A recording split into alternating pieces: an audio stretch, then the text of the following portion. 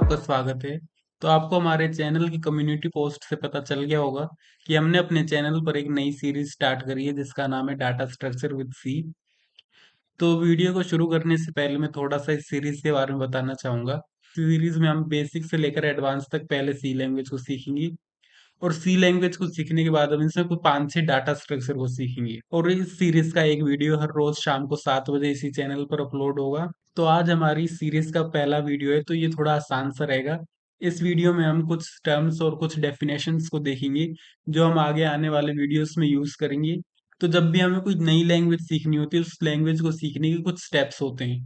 जैसे for example आपने English language जब सीखी थी तो आपने सबसे पहले अल्फाबेट सीखे थे ABCD और उस ABCD की हेल्प से उन अल्फाबेट्स की हेल्प से आपने वर्ड्स बनाना सीखा जिनका कुछ एक मीनिंग होता था और इन वर्ड्स की हेल्प से आपने एक सेंटेंस बनाना सीखा और सेंटेंस को कंबाइन करके आपने पूरा एक पैराग्राफ फॉर्म किया।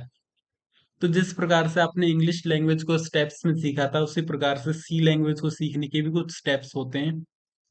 इसमें भी सबसे पहले अल्फाबेट्स डिजिट और स्पेशल सिंबल्स सीखते हैं और उसके बाद कांस्टेंट वेरिएबल एंड कीवर्ड्स और बाद में इन तीनों की हेल्प से हम एक इंस्ट्रक्शन देना सीखते हैं। इंस्ट्रक्शन का मतलब होता है कमांड देना। इस इंस्ट्रक्शंस में हम कंप्यूटर को कमांड देते हैं, कोई काम देते हैं, जो हम उसको काम बताते हैं कि उसको क्या काम करना है और इंस्ट्रक्शन के बाद हम इन इंस्ट्रक्शन का एक सेट बनाकर एक प्रोग्राम बनाते हैं। और उसके बाद अब देखते हैं कैरेक्टर सेट। तो जब कैरेक्टर सेट की बात करते हैं तो कैरेक्टर सेट दो वर्ड से मिलकर बना है। पहला वर्ड है कैरेक्टर और दूसरा वर्ड है सेट। तो सेट आपने मैथ्स में पढ़ा होगा, सेट होता है कलेक्शन ऑफ ऑब्जेक्ट्स और कैरेक्टर का मतलब होता है character denotes any alphabet digit और special symbol use to represent information. तो कैरेक्टर एक अल्फाबेट डिजिट और स्पेशल सिंबल होता है जो कि एक इंफॉर्मेशन को रिप्रेजेंट करता है। तो अब आपको समझ आ गया होगा कैरेक्टर और सेट कि अल्फाबेट डिजिट और स्पेशल सिंबल्स का एक सेट जो सी लैंग्वेज में यूज होता है। तो सी लैंग्वेज में हम इंग्लिश के सारे अल्फाबेट्स यूज करते हैं। इसमें अपर केस और लोअर केस दोनों अलग अलग कंसीडर होते हैं क्योंकि सी एक केस सेंसिटिव लैंग्वेज है और इसमें 0 से 9 तक डिजिट्स यूज होते हैं और इसमें इसके साथ साथ कुछ स्पेशल सिंबल भी यूज होते हैं और इन्हें हम आगे आने वाले वीडियोस में समझेंगे। और उसके बाद the alphabet number and symbols when properly combined form constant variable and keywords. तो अल्फाबेट डिजिट और स्पेशल सिंबल्स को कंबाइन कर कर हम कांस्टेंट वेरिएबल और कीवर्ड्स बनाते हैं।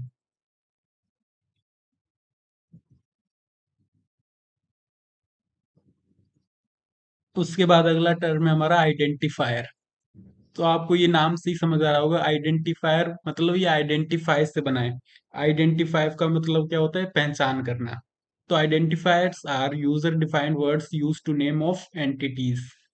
तो आइडेंटिफायर यूजर डिफाइंड नेम होता है जिससे हम एंटिटीज को नाम देते हैं। जैसे मान लीजिए यहाँ पर एक नंबर 10 है और इसको अगर हम एक नाम दे देते हैं ए, तो ये ए इस 10 का आइडेंटिफायर कहलाएगा क्योंकि इस 10 की पहचान इस ए से की जा सकती है। अल्फाबेट डिजिट या कैरेक्टर को जब हम कोई नाम देते हैं तो उसको हम आइडेंटिफायर कहते हैं। अब इस आइडेंटिफायर के आगे टाइप्स हैं लेकिन उन टाइप्स को पढ़ने से पहले हम इसके कुछ रूल देख लेते हैं। Rules for naming identifier. First character should be alphabet और अंडरस्कोर। जो पहला कैरेक्टर होना चाहिए इस आइडेंटिफायर का वो अल्फाबेट हो सकता है या underscore. Name should only contain alphabet digit underscore. तो यहाँ पर हम नेम के अंदर अल्फाबेट डिजिट और अंडरस्कोर तीनों का यूज कर सकते हैं लेकिन ये हमें याद रखना है डिजिट शुरुआत में डिजिट नहीं होना चाहिए। जैसे फॉर एग्जाम्पल अगर मैं लिखूं 0A तो ये एक आइडेंटिफायर नहीं होगा और अगर मैं लिखता हूँ A0 तो वो एक आइडेंटिफायर बन जाएगा क्योंकि इसमें हमने पहले अल्फाबेट लिखा है और उसके बाद 0 लिखा है।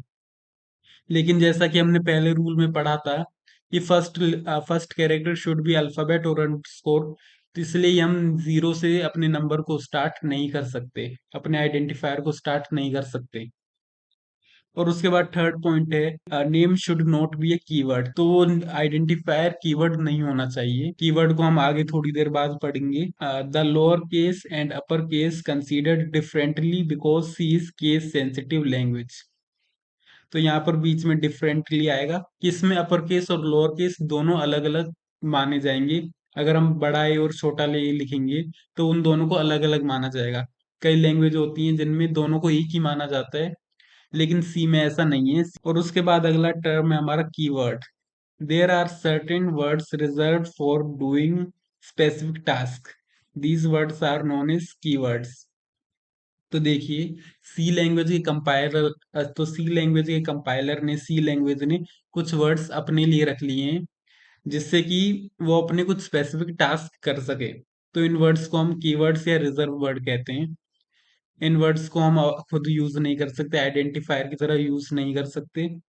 तो ये कुल 32 वर्ड्स हैं जिनको अभी आपको याद करने की जरूरत नहीं है। तो ये सब के सब कीवर्ड्स हैं। इनको हम आगे पढ़ेंगे और ये आपको टाइम के साथ अपने आप याद हो जाएंगे। तो अभी आपको इनको रटने की जरूरत नहीं है।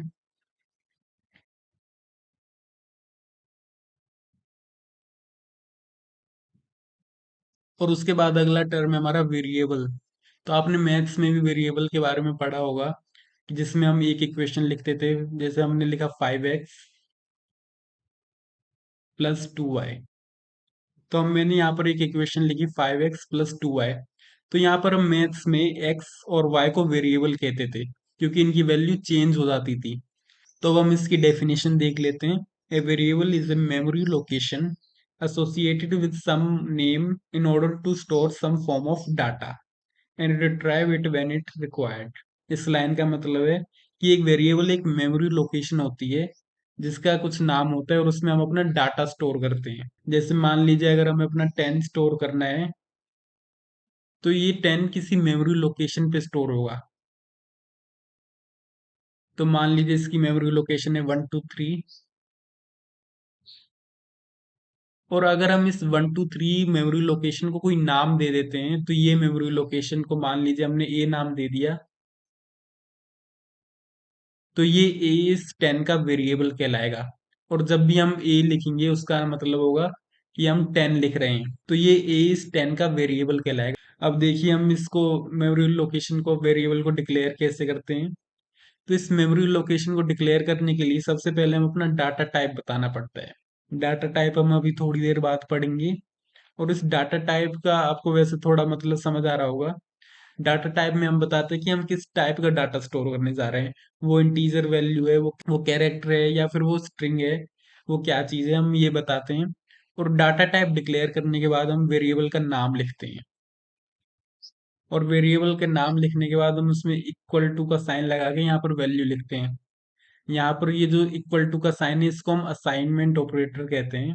तो ये वैल्यू वेरिएबल को असाइन कर देता है। तो यहाँ पर हमने एक एग्जांपल लिया जिसमें हमने एक वैल्यू 10 स्टोर करवाई है। तो यहाँ पर हमने सबसे पहले लिखा है इंट, जो कि इस डाटा टाइप है। यहाँ पर आई छोटा आएगा। तो यहाँ पर हमने सबसे पहले डाटा टाइप लिखा है इंट। और इंट और डाटा टाइप करने के बाद यहाँ पर ए वेरिएबल का नाम, और उसके बाद असाइनमेंट ऑपरेटर, और उसके बाद हमने लिखा है 10। तो यहाँ पर मेमोरी में एक डब्बा बन गया जिसके अंदर 10 स्टोर हो गया, और इस 10 का एड्रेस ए के पास है। तो अब जब भी हम आगे प्रोग्राम में ए लिखेंगे उसका मतलब होगा 10। और उसके बाद हमने नेक्स्ट लाइन में लिखा है ए इक्वल टू 20। तो इस लाइन का क्या मतलब है। तो देखिए अब ये जब नीचे वाली लाइन चलेगी तो उसका मतलब है कि ए के, अब हमने ए के अंदर 20 डाल दिया। तो इसी डब्बे में जो हमारा मेमोरी के अंदर एक डब्बा बना था जिसमें 10 स्टोर था, अब उसमें 20 की वैल्यू आ जाएगी। अब उसमें ये 10 की वैल्यू नहीं रहेगी और उसमें 20 की वैल्यू आ जाएगी। तो अब हम जब भी ए लिखेंगे उसका मतलब होगा 20। तो आपको ये समझ आ गया होगा, जो वैल्यू हम सबसे लास्ट में देंगे वही मान्य होगी, वही इस ए की वैल्यू, इस मेमोरी लोकेशन की वैल्यू मानी जाएगी, क्योंकि ये एक मेमोरी लोकेशन है। अब इसमें हम कुछ भी स्टोर कर सकते हैं। अगर मैं आगे ए इक्वल टू 30 लिख देता हूँ तो इसी मेमोरी लोकेशन में यहाँ 30 स्टोर हो जाएगा। तो अब हम डाटा टाइप्स को देख लेते हैं। तो data types refers to an existing system, extensive system used for declaring variable or functions of different types before it use। तो यहाँ पर लिखा है कि वेरिएबल और फंक्शन को डिफाइन करने से पहले हम डिफरेंट टाइप्स ऑफ डाटा के बारे में लिखते हैं, उसके बारे में बताते हैं, जिनको हम डाटा टाइप कहते हैं। आपको ये नाम से भी समझ आ रहा होगा। तो इसका पहला वर्ड है डाटा और दूसरा वर्ड है टाइप। तो टाइप का मतलब होता है प्रकार। तो यहाँ इस पूरी लाइन का मतलब होगा डाटा के टाइप। तो हम इसमें डाटा का टाइप बताते हैं कि डाटा किस टाइप का है, तो वो कोई इंटीजर वैल्यू है या फिर वो डेसिमल वैल्यू है या फिर वो इंग्लिश का कोई अल्फाबेट है या कोई इंग्लिश का वर्ड है। तो इस प्रकार से हम डाटा का टाइप बताते हैं। तो देखिए यहाँ पर डाटा टाइप दो तरह के होते हैं। पहला डाटा टाइप होता है प्रिमिटिव डाटा टाइप और दूसरा होता है नॉन प्रिमिटिव। देखिए सबसे पहले हम प्रिमिटिव डाटा टाइप देखते हैं। तो इसमें ये कुछ इस प्रकार के हमारे डाटा टाइप होते हैं जिनको हम डिवाइड नहीं कर सकते। डिवाइड नहीं कर सकते उसका मतलब है सबसे जो हमारी रो फॉर्म होती है डाटा की वो होती है। तो इंट का मतलब होता है कि हमको इंटीजर वैल्यू, तो उसको हम इंट से डिनोट करते हैं। ये इसका वर्ड है आई एन टी। अगर हम इंटीजर वैल्यू के बारे में प्रोग्राम में बताना होगा तो हम लिखेंगे आई एन टी। और उसके बाद अगला है फ्लोट। फ्लोट का मतलब डेसिमल वैल्यू से, अगर मैं यहाँ पर लिख दूं 5.7 तो उसको हम डेसिमल वैल्यू कहेंगे। और आगे कैर। कैर का मतलब होता है कैरेक्टर, और उस कैरेक्टर को हम कैर कीवर्ड से यूज करते हैं। तो जब भी हमें कैरेक्टर को डिफाइन करना होगा तो उसके लिए हमें कैर लिखना होगा। कैर का मतलब होता है हम इंग्लिश का कोई भी अल्फाबेट, हमें एक अल्फाबेट स्टोर करना होता है तो उसको हम कैर कहते हैं। और इसी प्रकार से लॉन्ग इंट और डबल भी हमारे प्रिमिटिव डाटा टाइप के एग्जांपल्स हैं। और हमारे non primitive data type in primitive data type के कलेक्शन से बनते हैं। तो इसमें अगर हम स्ट्रक्चर की बात करें तो इसमें एक से ज्यादा प्रिमिटिव डाटा टाइप होते हैं, हम डिक्लेयर कर सकते हैं, इसलिए ये नॉन प्रिमिटिव डाटा टाइप है।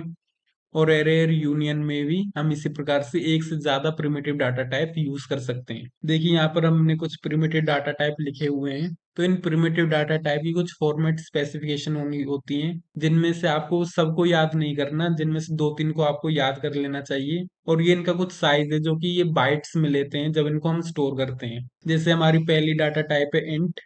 इसको हम फॉर्मेट स्पेसिफिकेशन में परसेंटेज डी लिखते हैं। तो इन फॉर्मेट स्पेसिफिकेशन का यूज हम कल पढ़ेंगे। तो यहाँ पर आपको सबको याद नहीं करना, आप ये इंट का कर लीजिए और उसके बाद फ्लोट का कर लीजिए और कैरेक्टर का। और ज्यादा आपको और कुछ याद करने की जरूरत नहीं है, आप बस ये तीन डाटा टाइप याद कर लीजिए क्योंकि इन नीचे वाले फॉर्मेट स्पेसिफिकेशन का हम ज्यादा यूज नहीं करते।